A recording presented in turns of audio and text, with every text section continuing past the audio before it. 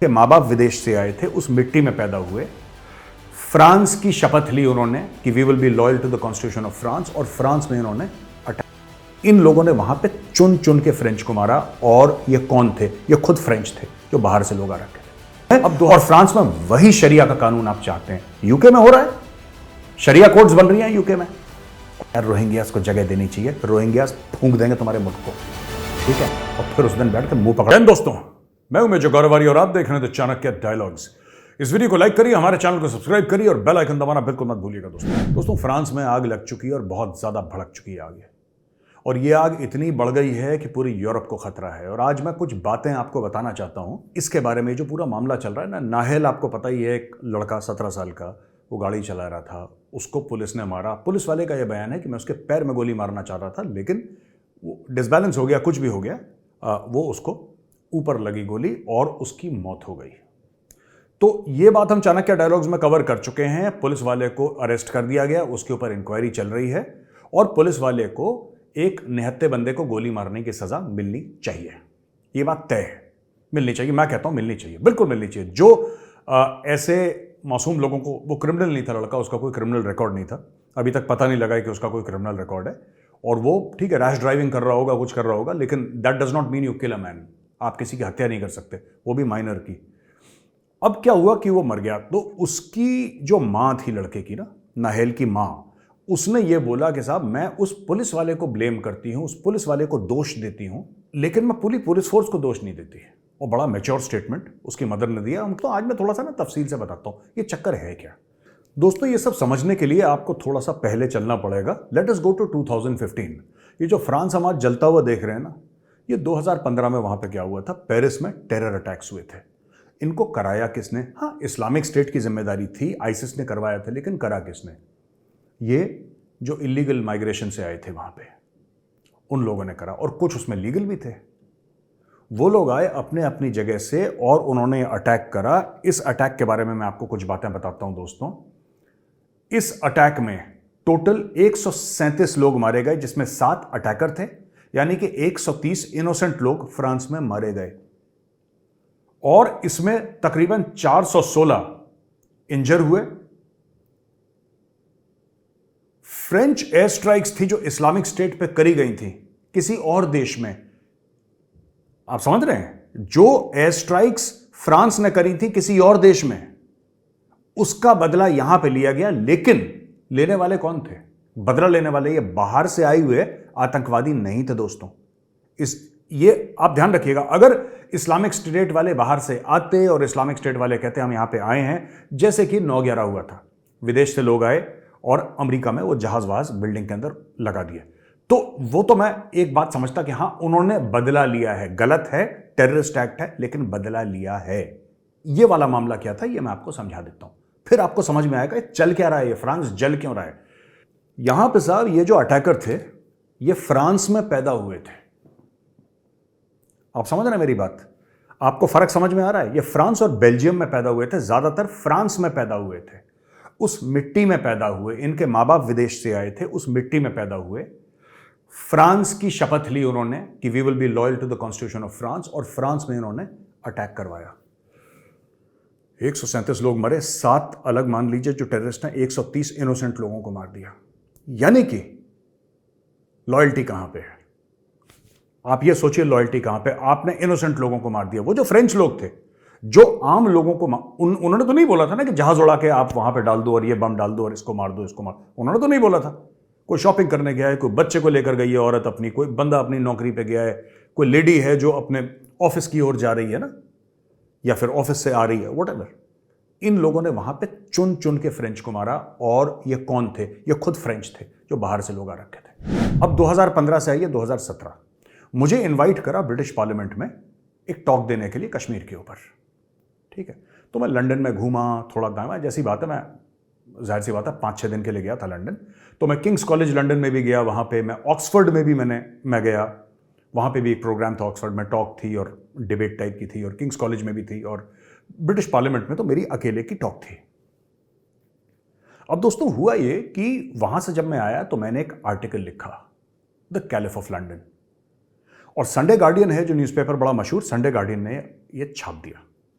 आज की तारीख में वो वहां से गायब हो चुका है आर्टिकल, वो आर्टिकल गायब हो चुका है। लेकिन ये मेरा ट्वीट है, आप ये देख सकते हैं, और ये मैंने अपने जो ब्लॉग पे वर्डप्रेस पे इसके इनिशियल 2-3 पैराग्राफ डाले थे, फिर मैंने बोला था read the entire article here, वो आर्टिकल की लिंक से आर्टिकल गायब है।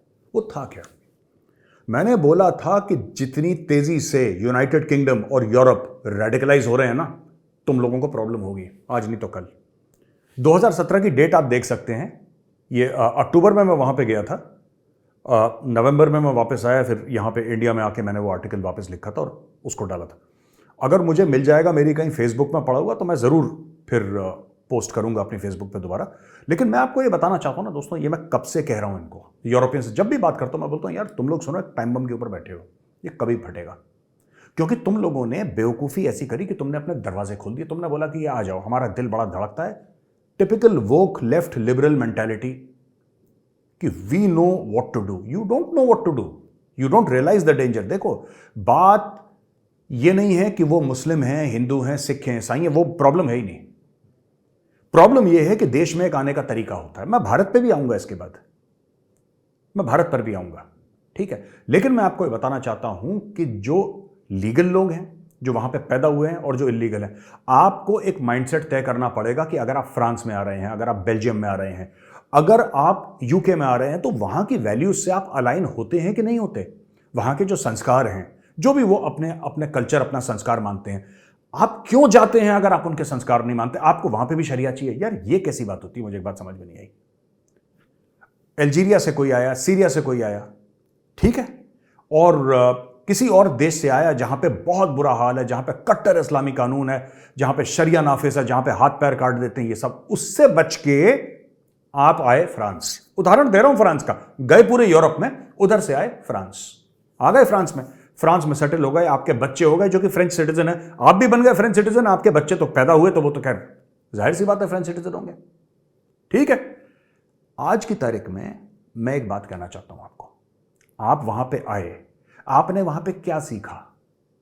आपने सीखा क्या वहां पे? आप क्यों आए वहां पे? क्या आप बिलीव करते थे फ्रांस के कल्चर में? नहीं। क्या आप फ्रांस की डेमोक्रेसी में बिलीव करते थे? नहीं। आप एक शरिया कानून और एक अराजकता का माहौल छोड़कर आए जान बचा के फ्रांस में, और फ्रांस में वही शरिया का कानून आप चाहते हैं। यूके में हो रहा है, शरिया कोर्ट्स बन रही हैं यूके में, और ये गलत है बिल्कुल, मैं इस चीज को कंडेम करता हूं, गलत है बिल्कुल। भाई आप आए UK because you wanted a liberal democracy, उस लिबरल डेमोक्रेसी का फायदा उठा के, जहां पे कोई बंदा कुछ भी बोल सकता है, आप किंग को गाली दें, क्वीन को गाली दें, प्राइम मिनिस्टर को गाली दें, ठीक है, कुछ नहीं, मतलब आपको जो करें, आपको पूरी आजादी है। उस आजादी का फायदा उठा के वहां पे शरिया ले आए, उसी आजादी का फायदा उठा के। दोस्तों, एक स्टिंग ऑपरेशन करा था रिपब्लिक ने बहुत पहले, और वो कौन थी वो लेडी रिपोर्टर, मैं नाम भूल गया उसका, वो गई थी, और वो इंडिया के जो हैदराबाद है ना, क्यों इंडिया का इसलिए बोल रहा हूं कि एक पाकिस्तान में भी हैदराबाद, सिंध में उनके, तो कंफ्यूज ना हो जाए, मेरे वीडियो पाकिस्तानीज भी देखते हैं। वो पत्रकार जो थी, वो लेडी थी, she went and she did a sting operation, और वो हैदराबाद में एक इस्लामिक स्टेट के बंदे से मिली। वो उनके लिए फंडिंग करता था, ट्रेन करता था, मोटिवेट करता था लोगों को, तुम ज्वाइन करो, ठीक है। वो जो स्टिंग ऑपरेशन था, उसमें क्या बोला उस बंदे, मैंने अपने कानों से सुना यार, वो वीडियो मैंने देखा, टीवी पे भी चलाया गया था। उस बंदे ने क्या बोला? उसने बोला कि हम भारत का संविधान का फायदा उठाएंगे, भारत की डेमोक्रेसी का फायदा उठाएंगे, और उसी की जड़ें खोदेंगे। कल अगर आप ये कोई भी राइटर्स को आप पकड़ लेंगे फ्रांस में जो आग लगा रहे हैं, ये विक्टिम कार्ड प्ले करेंगे यार, ये विक्टिम कार्ड प्ले करेंगे। आप बोलेंगे कि यार हम तो यहाँ पे माइनॉरिटी हैं, आप हमारे साथ ये कर रहे हैं, ये कर रहे हैं, ये कर रहे हैं। देखो, जो पुलिस वाले ने नाहेल को गोली मारी, उस पुलिस वाले को जेल में डालो। अगर उसकी सजा फांसी है फ्रांस के कानून के तहत, उसको फांसी दो। अगर उसकी सजा ताउम्र कैद है, उसको उम्र कैद के लिए डालो जेल के अंदर, सड़ने दो उसको, जो भी फ्रांस की सजा है। लेकिन 2-3 हजार गाड़ियां जला, इन्होंने एक लाइब्रेरी जला दी यार, इन्होंने एक लाइब्रेरी जला दी वहां पे। ये लाइब्रेरी मंगोलों ने जलाई थी, ये लाइब्रेरी मंगोलों ने जलाई थी जब उन्होंने बगदाद सैक करा था, when they sacked Baghdad, Alexandria की लाइब्रेरी, ठीक है। क्यों इतना दूर जाते हैं? नालंदा की लाइब्रेरी के साथ क्या करा था आपको नहीं पता? आक्रांताओं ने क्या करा था? नालंदा की लाइब्रेरी जला दी थी। वो बख्तियार खिलजी, क्या नाम था उसका, नालंदा की ये मेरा एक कोर्समेट है, उसका नाम है कर्नल संदीप परिजा। तो आज सवेरे जब हम लोग बात कर रहे थे ना अपने ग्रुप पे, हमारा जो व्हाट्सएप का ग्रुप है मेरे कोर्समेट्स का, सारे फौजी हैं उसमें, तो उसने एक बड़ी इंटरेस्टिंग बात लिखी, कर्नल संदीप परिजा ने। संदीप परिजा ये कहता है कि जब आपको किसी के कल्चर को चोट पहुंचानी हो, उसकी सोच को चोट पहुंचानी हो, ठीक है, सारा कुछ कहां पे मिला जुला रहता है? किसी लाइब्रेरी में। किसी भी देश, किसी भी मुल्क का जो टोटल कल्चर है वो कहां पे रहता है? उस लाइब्रेरी में रहता है। वहां पे रिटन रिकॉर्ड्स रहते हैं। वो लाइब्रेरी है, एक बड़ी पावन जगह है, एक साफ जगह है, पाक जगह है। आप लाइब्रेरी को जलाओ। ये इन लोगों ने पेरिस में लाइब्रेरी जला दी। आप सोचिए, लाइब्रेरी जला दी क्यों? क्योंकि आप ऐसी चोट पहुंचाना चाह रहे थे कि वो तिलमिला जाए। मोरक्को का वर्ल्ड कप का मुकाबला हुआ। मैं मोरक्कन से एक बात कहना चाहता हूं, क्यों करते हो ऐसा यार? जिस थाली में खाते हो उस पर छेद क्यों करते हो यार तुम लोग? क्यों इतनी गद्दारी है? जो मुल्क तुम्हें रोटी दे रहा है, जो तुम्हें खाना दे रहा है, तुम्हें रोजगार दे रहा है, तुम्हें इज्जत दे रहा है, तुम उसके साथ ऐसा क्यों करते हो यार? मैं मोरक्को वालों से पूछना चाहता हूं, खून में गद्दारी है क्या? कहते हो साहब हमें बड़ा बुरा लगा, फ्रांस ने हमारे ऊपर राज करा था। हमारे ऊपर इंग्लैंड ने राज करा था। और सर थॉमस रो की अगर वहां से लें तो काफी सालों तक, it is not 2 centuries as most people say, it is in many places more than 2 centuries। कई जगह 2 centuries से, 200 साल से ज्यादा राज है। वैसे 190-200 की हम लोग बातें करते हैं। आपने कितने हिंदुस्तानियों को देखा वहां पे जाते हुए? आपने देखा हिंदुस्तानियों को? फ्रांस में हिंदुस्तानी पहुंच गए, इंग्लैंड में पहुंच गए। सबसे ज्यादा पैसा हमारे पास है। यूएस में सबसे ज्यादा पैसा हमारे पास है। आपने कब देखा किसी हिंदुस्तानी को बोल के हम राइट करेंगे, हम ये तोड़फोड़ करेंगे, लूटपाट करेंगे? आपने देखा कभी? अब फ्रांस में अब आइए, 2023 में क्या हो रहा है भैया? पूरे मुल्क को आग लगा दी, पूरे मुल्क को आग लगा दी। इन्हीं लोगों ने अटैक भी करे थे फ्रांस में 2015 में, जो मैंने आपको पहले बताया था। यार जब मैंने वो आर्टिकल लिखा ना, द कैलिफ ऑफ लंदन, तो मुझे बोला ये मेजर गौरवारिया कम्युनल है। मतलब कि तुम हमारी गर्दन काट दो। और हमने अगर ये बोला साहब दर्द हो रहा है, मत काटो गर्दन, तो तुम कम्युनल हो। आपके यूके में there are sharia courts running. UK में यानी कि इंग्लैंड में ऐसी जगह हैं बॉस जहां पे वो अलाउ नहीं करते। There are some Muslims who do not allow non Muslims to enter that area. ऐसा क्यों है मैं जानना चाहता हूं। वो यूरोप है, उसको रहने दो। नहीं, आप छोड़ कर आए। आप अच्छा एक और चीज देखी होगी आपने, कभी आपने नोट करा कभी? आप जब भी फसाद देखेंगे ना बाहर हुआ, जब भी फसाद देखेंगे आप बाहर हुआ, आपको इसमें पाकिस्तानी, मोरक्कन, कुछ कुछ कंट्रीज के आपको लोग इन्वॉल्व दिखेंगे। ठीक है, मोरक्को के दिख गए, या आपको यमन के दिख गए, आपको सोमालिया के दिख गए, आपको इन कंट्रीज के दिखेंगे। आपको किसी भी टेररिस्ट एक्ट में विदेश में आपको इंडियन मुस्लिम नहीं दिखेगा। ठीक है, आपको ज्यादातर छोड़ के 9/11 आपको ज्यादातर यूएई के लोग नहीं दिखेंगे। यूएई के तो थे भी नहीं उसमें, खैर देवर फ्रॉम सऊदी, बट जनरली आपको यूएई, दुबई यूएई के नहीं दिखेंगे। वो अपने काम से मतलब रखते हैं। आपको इंडोनेशिया वाले ना के बराबर दिखेंगे, मलेशिया वाले ना के बराबर दिखेंगे आपको। ठीक है, और इतने ज्यादा मुस्लिम मुल्क नहीं दिखेंगे। ये 4-5 मुल्क हैं जहां से गड़बड़ हो रही है। 4-5 मुल्क हैं। और मैं ये जानना चाहता हूं कि यूरोप तुम कर क्या रहे हो यार? तुम कर क्या रहे हो? ये तुम्हारे कॉन्टिनेंट को फूंक डालेंगे। और आज मैं एक बात कहना चाहता हूं, यही चीज असम में हो रही है। ठीक है दोस्तों, असम में हो रही है। असम में जो पुराने असमीज हिंदू और मुसलमान हैं वो चुपचाप रह रहे हैं प्यार मोहब्बत से। पर ये जो सरहद पार करके आते हैं ना, ये वहां पे कलेश कर रहे हैं। ये अपने साथ लेके असम में अपने साथ अलकायदा को लेकर आए हैं। आप जाके मीडिया रिपोर्ट्स चेक कर लीजिए, असम में इस वक्त अलकायदा ऑपरेशनल है। हमारे असम में अलकायदा है। ये बाहर से ये सब लेकर आए हैं गंद, ये जमातुल इस्लामी और ये सब दुनिया भर का ड्रामा। ठीक है, और दोस्तों इसीलिए मैं कहता हूं, जो लोग यहां पे भारत में कहते हैं ना, बड़ा दिल दुखता है यार, बड़ा दिल दुखता है यार। हमें यार रोहिंग्यास को जगह देनी चाहिए। रोहिंग्यास फूंक देंगे तुम्हारे मुल्क को। ठीक है, और फिर उस दिन बैठ के मुंह पकड़ के रोना कोने में, जिस दिन फूंक देंगे तुम्हारे मुल्क को। नोएडा में, मैं भाई साहब नोएडा में रहता हूं, आपको बात बताऊं, आप जिस बंदे से पूछो कहां के रहने वाले हो, ठीक है, जो रिक्शा चलाता है, घरों में काम करता है, मालदा एक जगह है वेस्ट बंगाल में, मालदा। कोई मालदा वालदा के नहीं है, ये कोई मालदा के नहीं है, ये सब बांग्लादेश से आए हैं या फिर ये रोहिंग्या हैं। इन्होंने अपना नाम बदला, एक हिंदू नाम डाला अपने आधार कार्ड पे, वहां से आधार कार्ड बनाया। कहां के हो? मालदा। कहां के हो? मालदा। सब मालदा के हैं, पूछ के देख कभी कहां के रहने वाले मालदा। मैं पहले भी बोल चुका हूं, मैं अभी भी कह रहा हूं, और जो हमारे माननीय मुख्यमंत्री जी हैं योगी जी, मैं कह रहा हूं, डोंट बी सरप्राइज सर, आप आश्चर्यचकित मत हो जाइएगा। अगले 10 साल में अगर इस एरिया का, गौतम बुद्ध नगर में, एक एमएलए आपका बांग्लादेशी निकल जाए, तो एक एमएलए आपका बांग्लादेशी निकल जाएगा, जिस स्पीड से यहां पे, क्योंकि यहां पे तरक्की हो रही है। गौतम बुद्ध नगर, नोएडा, ये पूरा जो एरिया है ये वाला यूपी का, इधर बिल्कुल ऐसा एक्सेलेटर पे पैर रख दिया कि फिल्म सिटी यहां पे बन रही है, जेवर का एयरपोर्ट यहां पे बन रहा है, कंस्ट्रक्शन एक्टिविटी यहां पे हो रही है, मल्टीनेशनल कंपनियां यहां पे पैसा लगा रही हैं, अरबों डॉलर का गेम यहां पे चल रहा है। तो जाहिर सी बात है जिसको एम्प्लॉयमेंट चाहिए यहां पे आएगा, और ये सब लोग वहां से आ रहे हैं।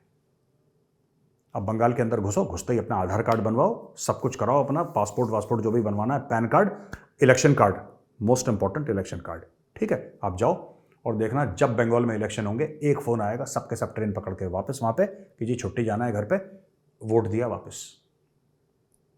कुछ लोग हैं जो यहां पे, जो बंगाल में नहीं जाते। एक बहुत बड़ा यहां पे एक बांग्लादेशियों का जमावड़ा है। प्रॉब्लम ये है ना, मैं आपको बताता हूं, यूरोप में भी यही प्रॉब्लम है, भारत में भी। जब आप कहते हो ना खतरा है ये प्रॉब्लम है, लोग कहते हैं तुम कम्युनल लो। भाई मैं कम्युनल नहीं हूं, मैं कह रहा हूं कि जिसको भी आना है हमारे देश में एक फॉर्मल प्रोसेस है, आप प्रोसेस के तहत आइए हमारे देश में। अगर आपको कोई भी दिक्कत है, अगर आप चाहते हैं भारत की नागरिकता, एक तरीका है। आप ये नहीं कि आप बिल्कुल वहां पे, भाई फिर बॉर्डर का क्या मतलब है, फिर पासपोर्ट का क्या मतलब है, फिर तो घुस जाओ जिसको जहां पे घुसना है, घुस जाओ जहां पे घुसना है। एंजेला मार्केल जो जर्मनी की चांसलर थी, वो बड़ा दरिया दिली दिखाई यार मैडम ने, आ जाओ जी, मेरा दिल धड़क रहा है जी, आ जाओ आ जाओ आ जाओ आ जाओ आ जाओ, कम कम कम, सब लोग आ जाओ बेटा, सब लोग आ जाओ। जर्मनी फूंक दिया उन्होंने, जर्मनी को, बेल्जियम को फूंक दिया, स्पेन को फूंक दिया, यूके को फूंक दिया, फ्रांस को फूंक रहे। पूरे यूरोप में आग लग रही है, और यूरोप में आग लगेगी। और इससे हुआ क्या है, राइट विंग जो पार्टीज है ना, राइट विंग पार्टीज यूरोप में, वो फिर से जन्म ले रही हैं इन रिस्पॉन्स। ये आप समझिए, मैं जो आपको बात बोल रहा हूं, राइट विंग पार्टीज का जन्म हो रहा है, फार राइट की पार्टीज। और कुछ पार्टीज ऐसी हैं जिनका जो अतीत है या जिनसे वो इंस्पिरेशन लेते हैं बहुत खतरनाक है, बहुत खतरनाक है। कुछ ऐसी भी, उसमें मैं सबकी बात नहीं कर रहा, लेकिन कुछ पार्टीज हैं, ठीक है, कुछ पार्टीज हैं जिनकी रूट्स, यूरोपियन की बात कर रहा हूं, European political parties far right की, जिनकी रूट्स फाशिस्ट हैं, जो कि मुसोलिनी को कहती है कि ये हमारा आइडियल है, जो कहती है एडोल्फ हिटलर को। How dangerous is that? Europe is going through that phase again, slowly and slowly. आप ज्यादा धक्का दोगे यूरोप को, ये पार्टियां पावर में आएंगी। यही पार्टी जो, ठीक है, जिन्होंने एडोल्फ हिटलर को अपना गुरु माना, अपना भगवान माना, और हिंदुओं के स्वास्तिक को, जो इतना पवित्र हिंदुओं का एक चिन्ह है, उस स्वास्तिक को इन्होंने बिगाड़ा, और Nazis took that swastika from us. And today अगर आप यूरोप में जाएंगे और आप स्वास्तिक की बात करेंगे तो लोग कहेंगे क्या बात कर रहे हैं आप, नाज़ीज की बात कर रहे हैं, बहुत बुरी बात है, तो बहुत बुरी बात है। वो नाज़ीज का नहीं था, हिटलर ने वो चोरी कराया, वो हमारा था, हिंदुओं का था स्वास्तिक, और वो बहुत पवित्र और पावन चिन्ह है। जब भी कोई नई चीज़ आती है, मुझे याद है कि जब मैंने कार ली थी, नई कार आई थी मेरी, तो माँ ने उसके ऊपर स्वास्तिक बनाया था और माँ ने पूजा करी थी गाड़ी की। तो हमारे लिए तो वो इन लोगों ने चुरा लिया, नाज़ीज ने 30s में, और उसको अपना साइन। तो ये जो है ना कि सिंबल्स को लेना और ये करना और एक नया नैरेटिव बनाना, यही यूरोप में दोबारा चल रहा है। और मैं कह रहा हूं जिस दिन ये far right parties I power में, ये फिर कत्लो गारत होगी, फिर चुन चुन के मारेंगे। ये बचना है इससे। और मैं रिक्वेस्ट करूंगा जो वहां पे जो एल्डर्स हैं, अब ये देखिए नाहेल की मदर ने कितनी प्यारी बात करी यार। उसने बोला ठीक है ये बंदा गिल्टी है, इसने मेरे बेटे को मारा, इसको जेल में डालो, लेकिन बाकी पुलिस फोर्स को मैं गिल्टी नहीं करार देती। मैं कल रिपब्लिक की उसमें था यार, डिबेट में, और मतलब आई वाज सो सरप्राइज्ड कि लोग क्या क्या लॉजिक दे रहे हैं उसका। कह रहे हैं कि नहीं, इनको दबाया गया है वहां पे, ये जो गाड़ियां जला रहे हैं ये तो जलाएंगे ही क्योंकि इनको दबाया गया है। तो भाई फिर डेमोक्रेसी कौन सी है? फिर भारत की डेमोक्रेसी को आप नहीं मानते, फ्रांस में इनको दबाया गया है, यूके में इनको दबाया, ये दुनिया जहां पे जिन्होंने डेमोक्रेसी को जन्म दिया उसको तो कह रहे हैं दबाया गया है। तो कौन सी डेमोक्रेसी? फिर अल्जीरिया की डेमोक्रेसी है, मोरक्को की डेमोक्रेसी है, पाकिस्तान की डेमोक्रेसी है, सीरिया की डेमोक्रेसी है, किसकी डेमोक्रेसी बढ़िया है बता दो, कौन सा मॉडल आपको पसंद आता है? तो दोस्तों ये मैं बोलना चाहता हूं, बड़ी खतरनाक चीजें हो रही हैं। और ये जो है ना मामला, ये इतना ज्यादा यूरोप में खतरनाक होता जा रहा है। मैं बता रहा हूं इसका रिस्पॉन्स आएगा, इसका रिस्पॉन्स आएगा, और इसका रिस्पॉन्स मतलब खून खराब होगा यूरोप में। यूरोपियंस जो आज की तारीख में आपको लग रहा है बड़े वोक, लेफ्ट लिबरल और बड़े सॉफ्ट हैं, भाई इसी यूरोप का इतना खूनी इतिहास है, इतना खूनी इतिहास है इस यूरोप का। First world war, second world war, millions upon millions of soldiers died in first world war and second world war. करोड़ों के हिसाब से लोग डिस्प्लेस हो गए, मुल्क के मुल्क बर्बाद हो गए। यूरोप का तो इतना खून खराबा का इतिहास है, और वही कुछ लोग, वही पॉलिटिकल पार्टीज अब धीरे धीरे पावर में आ चुकी हैं, और कई सारी जो पावर में है पॉलिटिकल पार्टी उसको सपोर्ट कर रही हैं। वो नंबर 2, नंबर 3, नंबर 4, नंबर 5 पे हैं। जैसे हमारे यहां होता है ना, मिलीजुली सरकार होती है, जो वो वैसा कर रहे हैं वहां पे। और जैसे जैसे यहां पे ऐसे दंगे फसाद होंगे, जो बाहर के लोग आएंगे, चाहे वो लीगल हो चाहे इलीगल हो, कुछ भी हो, जब वो आएंगे और जब ऐसे दंगे फसाद करेंगे, आप वहां पे far right, extremist right parties को आप हवा दे रहे हैं, वो लोग पावर में आएंगे और फिर वो हशर करेंगे, फिर आप विक्टिम कार्ड प्ले करोगे, फिर आप बोलोगे इस्लामोफोबिया हो गया। 2017 में मैं ये बोल चुका हूं, मैं आर्टिकल लिख चुका हूं, ऑन रिकॉर्ड में लिख चुका हूं कि गलत डायरेक्शन में जा रहे हो, अभी भी समय है, चेत जाओ, वरना निपटा दिए जाओगे। और तुम कहते हो प्रॉब्लम ही नहीं है, प्रॉब्लम नहीं है तो झेलो फिर। तो दोस्तों, आज का वीडियो देखने के लिए बहुत बहुत धन्यवाद। अब हम आते हैं आस्क मेजर पे। पहला सवाल है gas heads India. Hi, I am अनुभव फ्रॉम वेस्ट बंगाल। जय हिंद सर। जय हिंद अनुभव। My question is, to advance our military vehicles and small arms rapidly, the government is giving a lot of support, but this information are buried deep on the internet. Why aren't they discussed or encouraged? Should the government actively give freedom to the young for experimentation under supervision and get the supervision? The process is premium and fast, as you know, time taken in government offices. मुझे आपकी सवाल समझ में नहीं आया अनुभव। आप ये कह रहे हैं कि सरकार इसको बैरी कर देती है, जो वेपन्स और इनके बारे में, military vehicles and small arms के बारे में जो डेवलपमेंट का है। नहीं, ऐसी बात नहीं है। अगर आप देखेंगे इसको तो आपको इन्फॉर्मेशन मिलेगी, और जो सीक्रेट है वो सीक्रेट है, फिर वो आप और मैं उसको एक्सेस नहीं कर सकते।